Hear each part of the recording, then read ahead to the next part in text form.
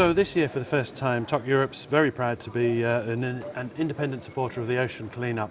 And we're joined today by Riccardo Farina, who's head of funding for the ocean cleanup. Welcome to TOC Europe, Riccardo, and thank you for coming here. Thank you for having us. Now, can you give us an introduction to the ocean cleanup and its mission? The ocean cleanup is on a mission to rid the world oceans of plastic. More than 100 million kilos of plastic are estimated to be in the middle of the ocean, and with more entering the oceans every year. That is a threat for marine species, it's a threat for the ecosystem, and it's a threat for us humans.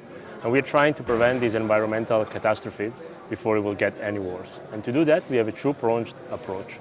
On the one hand, we want to remove what we call legacy plastic, so all the plastic that sits in the middle of the ocean. But we also think about a future where the ocean cleanup will not be needed anymore. And to achieve that future, we need to stop the inflow of plastic from rivers. So what are the biggest challenges you're facing when it comes to tackling the ocean plastic pollution? Well, tackling plastic pollution is a complex problem, and to solve that problem we need to break down into smaller parts that we can solve. When we talk about ocean, the challenge is to understand where the plastic is located. The biggest concentration is in the Great Pacific Garbage Patch, an area 3 times the size of France between San Francisco and Hawaii, and understanding where within that area there are the highest concentrations of plastic. It's one of the main challenges we are currently trying to tackle. And when it comes to river, we estimate that 1% of river is responsible for 80% of plastic inflow in the ocean, and 1% may not seem that much, but actually we're talking about approximately 1,000 rivers.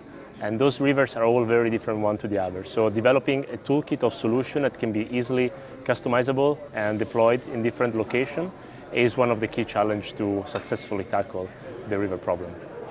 And Riccardo, how can companies, especially those in the maritime sector, how can they contribute to your great work?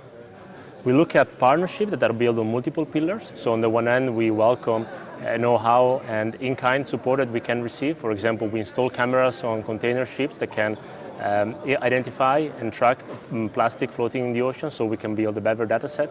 And we look for logistic support, just to name, or also connection with local stakeholders.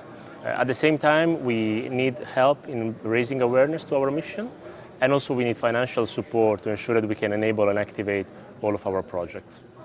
And so what brings the ocean cleanup to TOC Europe? Why is it a good fit for you to be here? TOC Europe is a key place for different industries active in the maritime business, and we have a natural connection with them. So the possibility of being visible and developing connection and establishing key contacts with the stakeholders in those companies is something that for us it's very important to bring attention to our mission and ideally start the development of partnership together. So Riccardo, you've got your booth here and a very, very informative video is being played. Hopefully people can go to your website and enjoy that as much as I have and see the work that you do.